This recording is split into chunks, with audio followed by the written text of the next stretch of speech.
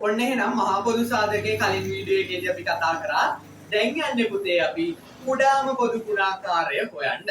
පළවෙනිටම බලමු මොකක්ද මේ කුඩාම පොදු ගුණාකාරය කියන්නේ කියලා. සංඛ්‍යා කිහිපයකට පොදු වූ ගුණාකාර අතරින් කුඩාම පොදු ගුණාකාරය එම සංඛ්‍යාවේ කුඩාම ගුණාකාරය එම සංඛ්‍යාවල කුඩා පොදු ගුණාකාරය කියලා අපි කියනවා. ඒ කියන්නේ සංඛ්‍යා කිහිපයක කුඩාම පොදු ගුණාකාරය කියන්නේ එක් එක් සංඛ්‍යාවෙන් ඉතිරි නැතිව බෙදෙන කුඩාම ධන සංඛ්‍යාවයි. කොහොම කිව්වට තේරෙන්නේ නැහැ. අපි අර 6 12 18 කියන පළවෙනි උදාහරණය සුපුරුදු උදාහරණයම අරගෙන කුඩා පොදු ගුණාකාරය බලමු. මම ගන්නම් එහෙනම් 6 12 18 පළවෙනියටම සාධක ක්‍රමයේ ඊට පස්සේ අපි බෙදීමේ ක්‍රමයට. එහෙනම් පැංචෝ ආයෙ මතක් කර ඉන්නේ නැහැ ප්‍රථමක සාධකවල නැත්නම් ප්‍රථමක සංඛ්‍යාවල ගුණිතයක් විදිහට මෙයාව ලියා ගන්න. කොහොමද ලියන්නේ 6 12 18 මොන මන් ලියනවා දැන් ප්‍රථමක සංඛ්‍යාවල ගුණිතයක් විදිහට මුන් තුන් දෙනාව 6 කොහොමද අපි ලියන්නේ ප්‍රථමක සංඛ්‍යාවල ගුණිතයක් විදිහට දෙවරක් 3 6යි 12 දෙවරක් 2 4යි 4 වරක් 3 12යි 18 කොහොමද අපි ලියන්නේ දෙවරක් 3 6යි 6 වරක් 3 18යි ඔන්න පොඩි අලුත් වැඩක් අපිට කරන්න සෙට් වෙනවා පොඩි අලුත් වැඩක් කරන්න වෙනවා 6 පන්තියේදී මතකද මම ඔයාලත් එක්ක කතා කරා ඔයාලා ඉගෙන ගත්තා ඔයාලා ලස්සනට ගණන් හිතුවා දර්ශක කියලා જાතියක් පාදයයි දර්ශකයයි කියන එකක් එහෙම අර තඩියට රවුල් කරලා පොත මැද එහෙම පිළිව්වේ අනේ දර්ශක එහෙනම් අපි පළවෙනිටම කරන්න ඕනේ මෙන්න මේ කට්ටියව දර්ශක විදිහට ලියා ගන්න ඕනි ලියමු අපි මේ කට්ටියව දර්ශක විදිහට මෙයා දෙකේ පළවෙනි බලය නේ දෙකේ පළවෙනි බලය වැඩි කිරීම තුනේ පළවෙනි බලය කියලා මට ලියන්න පුළුවන්. ඊට පස්සේ මෙයා මේ බලන්න දෙකේ දෙන්නෙක් ඉන්නවා. එහෙනම් දෙකේ දෙවෙනි බලය තුනේ එකනයි ඉන්නේ තුනේ පළවෙනි බලය. හරිද? දෙකේ එකනයි ඉන්නේ. එහෙනම් දෙකේ පළවෙනි බලය තුනේ දෙන්නෙක් ඉන්නවා කියන්නේ තුනේ දෙවෙනි බලය. දැන් මොකක්ද කරන්නේ? දැන් අපි මෙතනින් තඩිම බල හොයන්න ඕනේ. කුඩාම පොදු ගුණාකාරය වුණාට අපි තඩිම බල තමයි හොයාගන්නේ. බලමු මෙතන ඉන්න තඩිම බල මොනවද කියලා. දෙකේ ඉන්න තඩිම බලය දෙකේ දෙවෙනි බලය. තුනේ ඉන්න තඩිම බලය තුනේ දෙවෙනි බලය. එහෙනම් පුතේ අපි කරන්නේ 6 12 හා 18 කුඩාම පොදු ගුණාකාරයේ විදියට ගන්නේ දෙකේ තඩිම බලය වැඩි කිරීම තුනේ තඩිම බලය දැන් මේවා දික් කරලා ලියන්න ඕනේ දිගාතට හරවලා ලියන්න ඕනේ කොහොමද දිගාතට හරවලා ලියන්නේ දෙවරක් තුන්වරක් 3 හදමු බලන්න දෙවරක් 2 4යි 4 වරක් 3 12යි 12 වරක් 3 12 වරක් 3 3 වරක් 2 6යි 3 වරක් 1 3යි 36යි එහෙනම් මෙයාගේ කුඩාම පොදු ගුණාකාරය වෙන්නේ 36 හරි නේද හදන විදිය තේරුණානේ දර්ශක මතකයිනේ නේද 6 පන්තියේ ඉගෙනගෙන තියෙන්නේ ඈ දර්ශක එහෙනම් ඔන්න පළවෙනි උදාහරණය ඕනනම් උදාහරණේ වීඩියෝ එක නවත්තලා ඉක්මනට ලියා ගන්නකො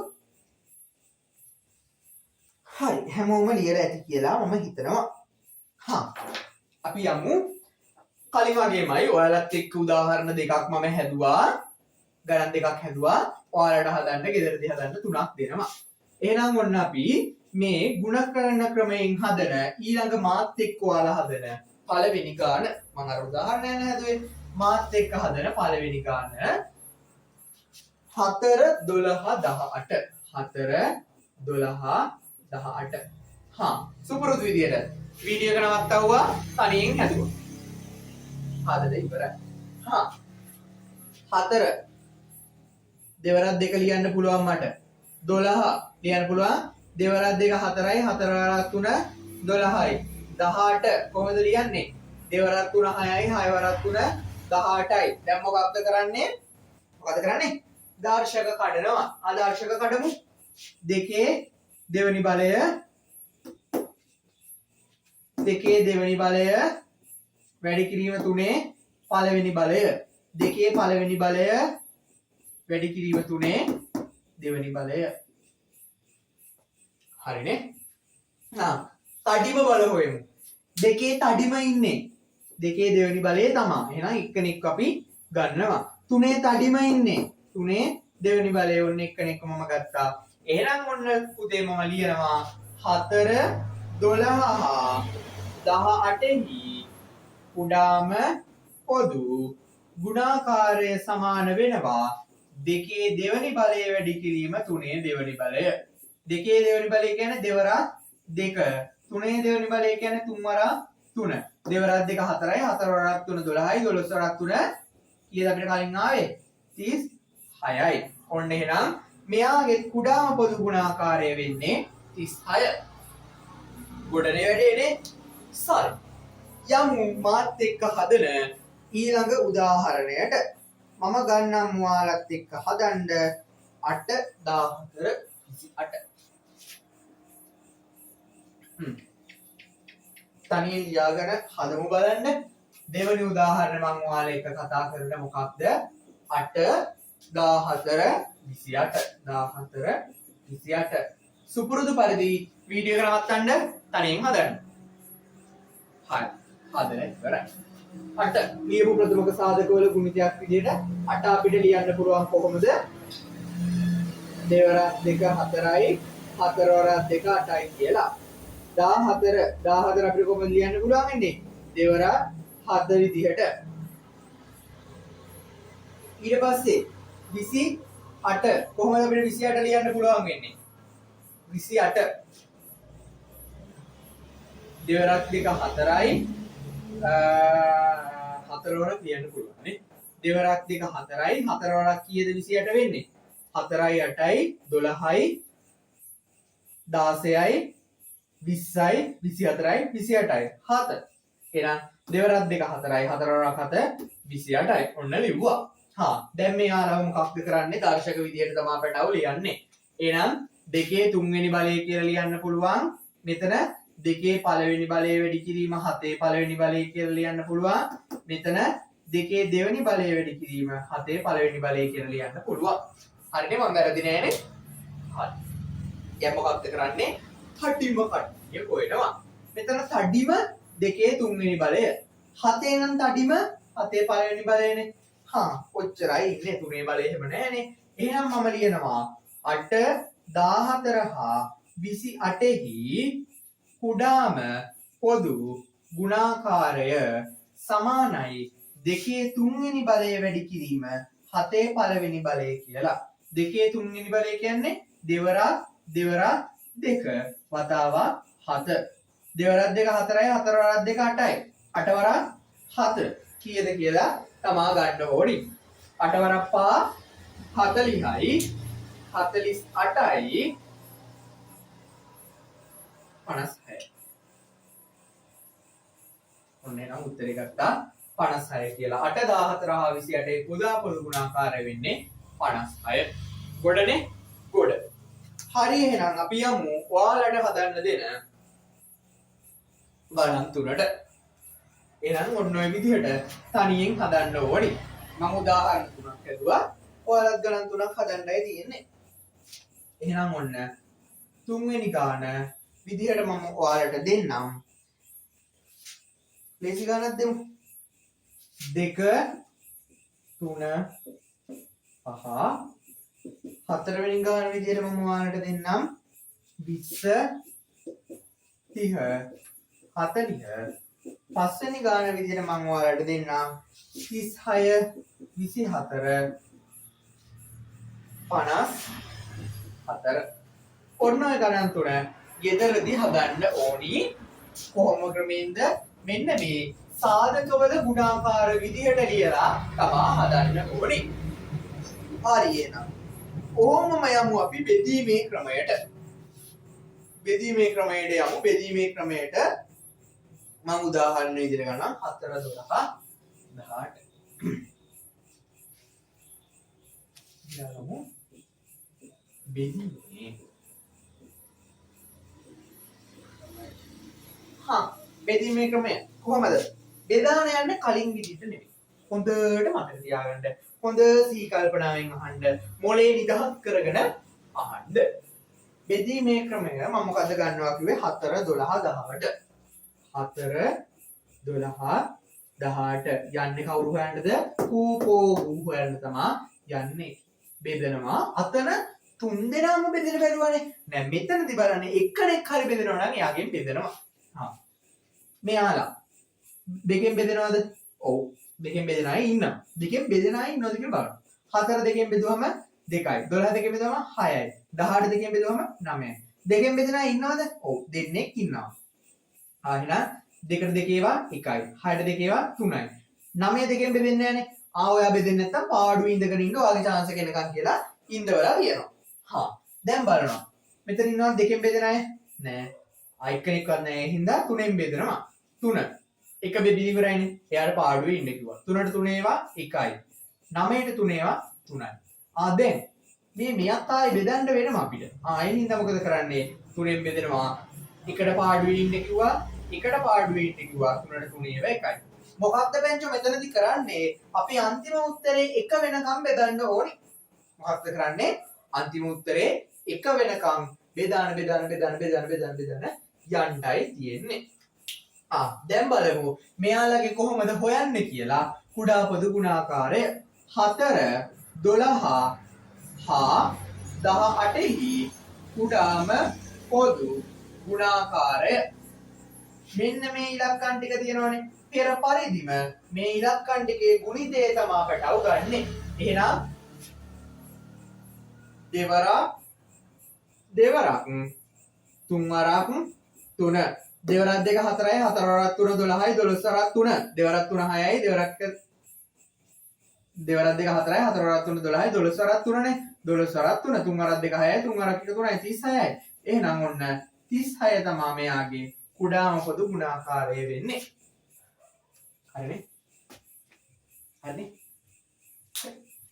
තව උදාහරණයක්. එහෙනම් ඔන්න මම ඔයාලත් එක්ක හදන පළමු උදාහරණය අරක ලියා ගන්න ඕනේ මම ඒක පැහැදිලි කරන්නේ. එහෙනම් ඔයාලත් එක්ක හදන පළමු උදාහරණය 6 12 18. හරි. වීඩියෝ එක නවත්තුවා කණින් හදන්න. හදලා ඉවරයි නේ. බලමු. 6 12 18 ලියාගත්තා. බෙදනවා පළවෙනියට බෑ. දෙකින් 6ට 2 ඒවා 3යි 12ට 6යි 18ට 9යි. දැන් ආයේ දෙකෙන් බෙදන්න ඕනේ. මොකද මෙයා දෙකෙන් බෙදෙනවා. 3ට පාඩුවේ ඉඳගෙන ඉන්න කිව්වා. 6 දෙකෙන් බෙදුවම 3යි 9ටත් පාඩුවේ ඉඳන් ඉන්න කිව්වා. දැන් මොකද කරන්නේ? 3ෙන් බෙදන්න ඕනේ. 3ට 3 ඒවා 1යි 3ට 3 ඒවා 1යි 9ට 3 ඒවා 3යි. ආයෙ බෙදනවා. මෙයා ඉන්නේ හින්දා 3ෙන් 3ට 3 ඒවා දැන් එක වෙලාවෙන් තියෙන පාඩුවේ ඉන්න. එක වෙලා පාඩුවේ ඉන්න 3ට 3 ඒවා 1යි. ඔන්න 3 දෙනාම එක වුණා. අපි එහෙනම් වැඩේ කම්ප්ලීටඩ්. එහෙනම් 6 12 හා 18හි කුඩාම පොදු ගුණාකාරය අපි හොයනවා.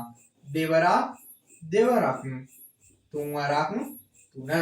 මෙන්න මේ ටිකේ ගුණිතය තමයි අපි ගන්නෙ. දෙවරක් 2 4යි 4 වරක් 3 12යි 12 වරක් 3 කලින් අපි හොයාගත්තා 36යි කියලා. එහෙනම් මෙතනදී කුඩාම පොදු ගුණාකාරය 36 වෙනවා. හරි නේද? සුපිරි. ඊළඟ මම ඔයාලත් එක්ක හදන ඊළඟ ගාන අපි හදමු. කමු බලන්න ඔයාලගේ පොතෙන්ම ගාන මං ගන්නම් 8,1428.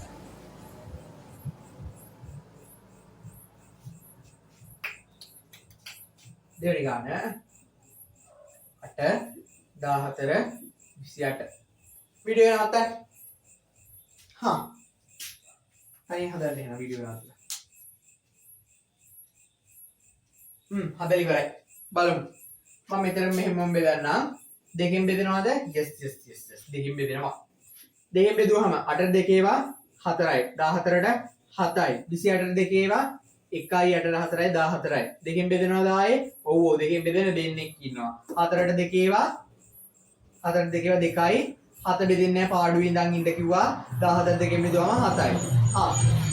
ආයේ දෙකෙන් බෙදනවා. දෙක දෙකේවා 1යි 7 බෙදෙන්නේ නැහැ ඉඳන් ඉන්න 7 බෙදෙන්නේ නැහැ ඉඳන් ඉන්න. දැන් 7ෙන් තමයි බෙදන්න වෙන්නේ.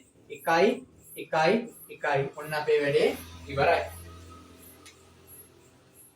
එහෙනම් 8 14 හා 28හි කුඩාම පොදු ගුණාකාරය තමයි අපි හොයන්න යන්නේ. එහෙනම් මෙන්න මේ තුන් දෙනාගේ ගුණිතය දෙවරක් 7 දෙවරක් 2 4යි 4 2 8යි 8 වරක් 7 56යි. ඔන්න උත්තරේ ගත්තා. එහෙනම් ඔන්න බෙදීමේ ක්‍රමයේ කුඩා පොදු ගුණාකාරය හොයන විදිහත් පොඩ. එහෙනම් ඔන්න දැන් මම දෙන්න යන්නේ ඔයාලට ගෙදරදී හදන ගණන් 3.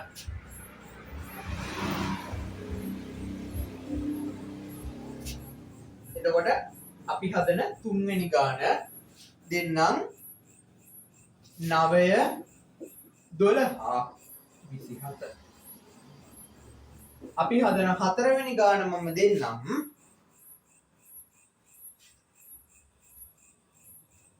12 24 48. මම ඔයාලා හදන 5 වෙනි ගාන මම දෙන්නම් 36 නෑ ඉන්න 24 36 62. එහෙනම් ඔන්න මෙන්න මේ ගණන් තුන ගෙදරදී හදාගෙන එන්න ඕනි. එහෙනම් ඔයාලට ගෙදර වැඩ කොහොමද තියෙන්නේ? මහා පොදු සාධකයේ ගුණ කිරීමෙන් 3යි මහා පොදු සාධකයේ බෙදීමෙන් 3යි. කුඩා පොදු ගුණාකාරයේ ගුණ කිරීමෙන් 3යි කුඩා පොදු ගුණාකාරයේ බෙදීමේ ක්‍රමයෙන් 3යි. 3 6 9 12 ගණන් 12ක් හදන්නයි තියෙන්නේ. ඊළඟ සෙනසුරාදාදී හදාගෙන ඉන්න ඕනි. එහෙනම් ඔන්න එහෙනම් අපි කුඩා පොදු ගුණාකාරයත් කතා කරලා ඉවරයි. කලින් වීඩියෝ එකේ මහා පොදු සාධකයක් කතා කරලා ඉවරයි. එහෙමනම් ඔන්න ඔයත් එක්ක අපි 7 පන්තියේ 4 වෙනි පාඩමත් කතා කරලා ඉවර වෙනවා. හරි එහෙනම් ඔන්න මේ වීඩියෝ එක අපි මෙතනින් නවත්තමු.